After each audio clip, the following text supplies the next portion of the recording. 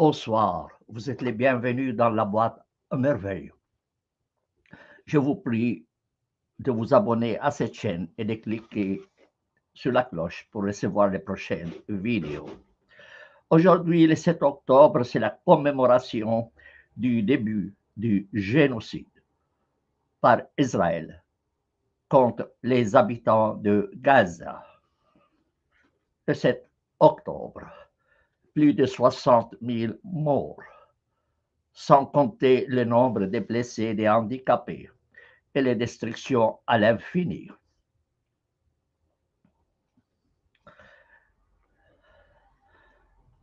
La question qui se pose aujourd'hui est la suivante. Dans quelle mesure ce qui s'est passé le 7 octobre n'était pas orchestré par Israël? C'est la question que je me pose et je voudrais la poser avec vous, avec insistance. Une chose est certaine, Hamas est un mouvement terroriste, islamiste, mais c'est Israël qui a permis la présence de Hamas à Gaza. C'est Israël qui a financé Hamas avec l'argent qatari. Et c'est Israël qui a armé Hamas pour tuer des soldats et des membres de l'armée de l'OLP de Yasser Arafat et les a jetés des toits des maisons. Personne ne peut me convaincre que ce qui s'est passé le 7 octobre était quelque chose d'imprévu. Israël s'est préparé depuis longtemps pour cet événement. La preuve, Israël a laissé faire. Il n'est intervenu que tardivement, après que Hamas ait forcé la frontière. Or, la frontière entre Gaza et Israël, c'est la frontière la plus sécurisée au monde. Personne ne peut me convaincre qu'Israël ne savait pas ce qui s'est passé le 7 octobre. Pourquoi Israël a réagi si tardivement? Pourquoi? Est-ce que c'est voulu? La réponse pour moi est certaine. La réponse est certaine. Il ne fait aucun doute qu'Israël s'est préparé pour le 7 octobre. D'ailleurs, Netanyahou, quelques jours avant l'invasion, allait à la télévision israélienne et parlait de l'extermination d'Amalek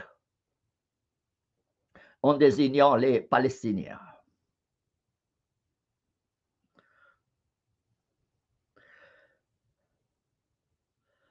Israël a pu tuer les experts, les scientifiques nucléaires iraniens en Iran. Et ces espions ont infiltré même le clergé iranien. Pouvez-vous me convaincre qu'Israël ne savait pas ce qui se préparait à Gaza, à quelques kilomètres ou à quelques mètres de sa frontière? L'Iran, c'est plus que 1000 kilomètres. Et il a pu infiltrer le clergé iranien.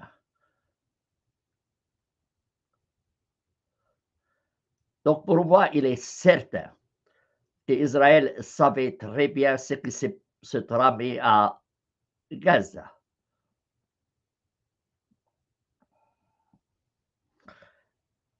Un avocat, d'ailleurs, m'a écrit que Hamas s'est rendu compte, 5 heures après l'opération, qu'il est tombé dans le piège. C'était trop tard. C'était trop tard.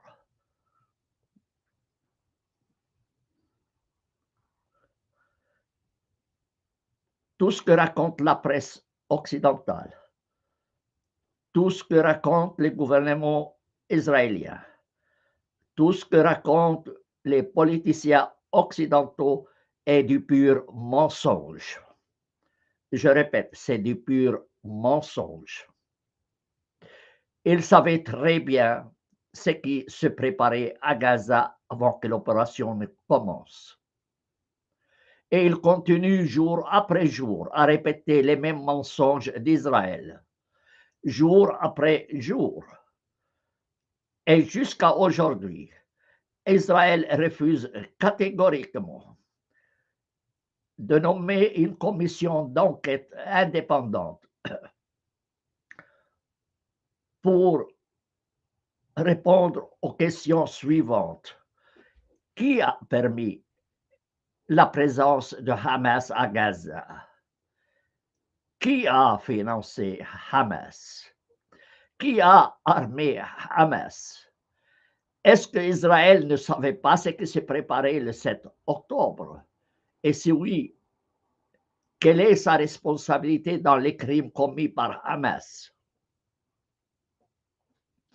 Pour moi, ce que dit le criminel Trump ou les politiciens criminels allemands, ce sont des purs mensonges. Ils le savaient très bien ce qui se tramait à Gaza et l'ont voulu. Et ils continuent aujourd'hui à répéter les mêmes mensonges d'Israël. Personnellement, je compatis avec tous ceux qui souffrent dans la région, quelle que soit leur religion.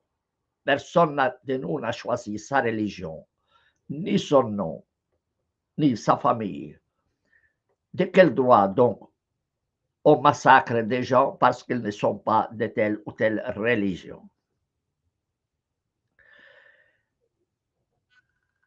La presse occidentale et les politiciens occidentaux et la presse israélienne et tous ceux qui ont un minimum de conscience en Israël et parmi les Juifs doivent exiger immédiatement l'ouverture d'une enquête honnête pour savoir ce qui s'est passé réellement le 7 octobre.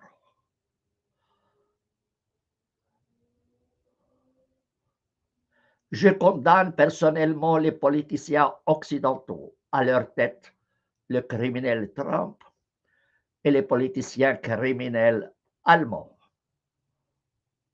qui continuent à soutenir Israël militairement, financièrement et politiquement et refusent de prendre des sanctions contre cet État.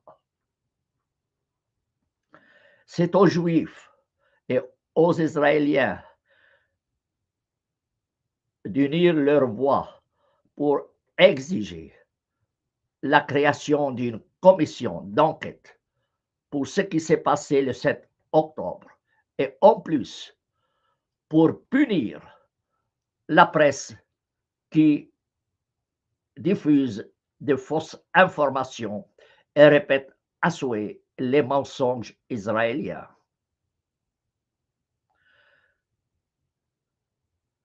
Je compatis avec les familles israéliennes dont des membres de famille se trouvent dans les mains de Hamas.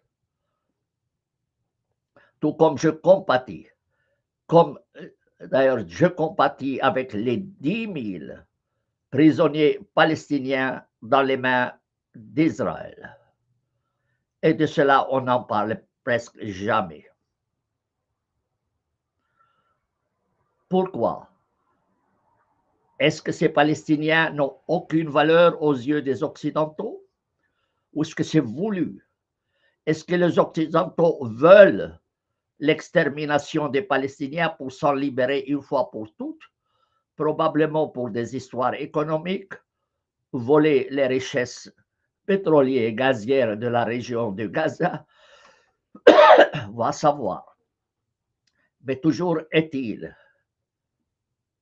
que les mensonges israéliens, les mensonges des politiciens occidentaux, les mensonges de la presse occidentale ne doivent en aucune manière passer. En aucune manière ne doivent passer. Il faut les dénoncer avec force. J'ai toujours dit, le nazisme a perdu la guerre en Allemagne, mais il a gagné la guerre en Israël avec l'aide de l'Allemagne. Honte aux Allemands. Honte aux criminels Trump qui soutient Israël. Je n'exclus d'ailleurs pas les politiciens suisses qui refusent jusqu'à maintenant de prendre une mesure quelconque contre Israël et qui n'exigeaient pas l'ouverture d'une enquête honnête sur ce qui s'est passé le 7 octobre et continuent à propager les mensonges israéliens concernant le 7 octobre. Je ne tolère pas cette façon mensongère d'agir. Cela n'est dans l'intérêt de personne et en tout cas pas de l'humanité.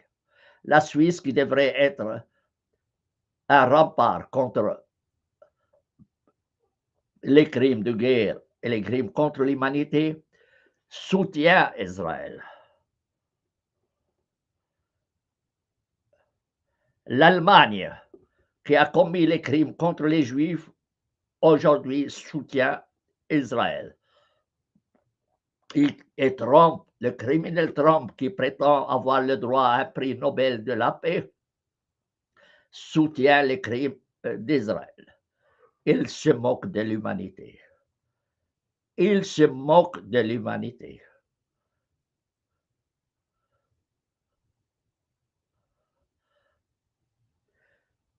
Je ne vais pas trop prolonger cette émission. Et je répète mes exigences.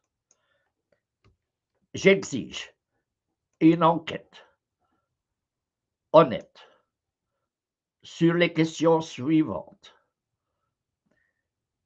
Qui a permis l'existence de Hamas à Gaza? Qui a financé Hamas? Qui a armé Hamas?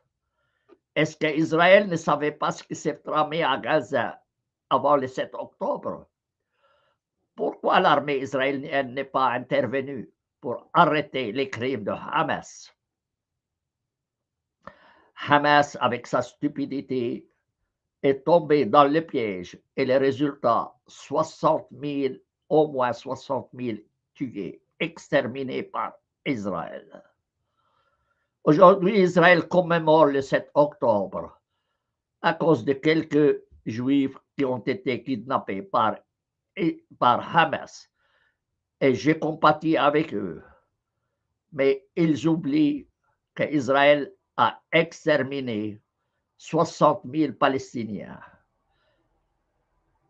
Le professeur Israël Shaak dit, le commandement qui dit « tu ne tueras point » ne s'applique pas à l'égard des non-juifs. Il signifie « tu ne tueras pas un juif », mais tu peux tuer un non-juif. D'ailleurs, un rabbin juif le dit clairement dans une vidéo.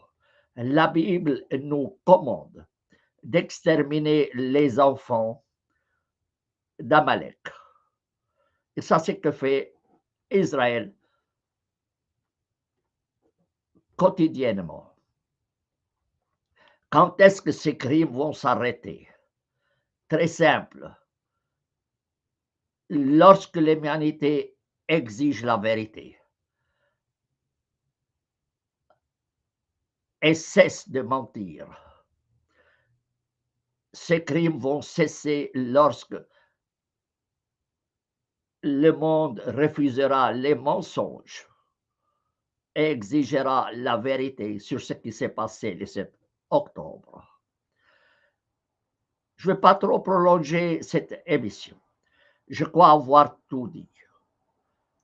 Je répète, je compatis avec tous ceux qui souffrent dans cette région.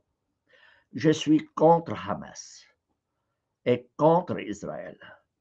Et j'exige d'Israël qu'il annexe la Cisjordanie et Gaza, supprime toutes les lois discriminatoires à l'égard des non-juifs créer un seul État avec des droits égaux pour tous, quelle que soit leur religion, comme c'est le cas de la Suisse, dont d'ailleurs j'ai traduit la Constitution en langue arabe à la demande de la Confédération. Sur ce, je termine cette émission en commémoration du 7 octobre, le macabre 7 octobre, bâti sur le mensonge. Bâti sur le mensonge. Mensonge répété par les autorités israéliennes, mensonge répété par les politiciens occidentaux, mensonge répété par la presse occidentale, que je condamne vivement. Sur ce, je termine cette émission et je vous donne rendez-vous à une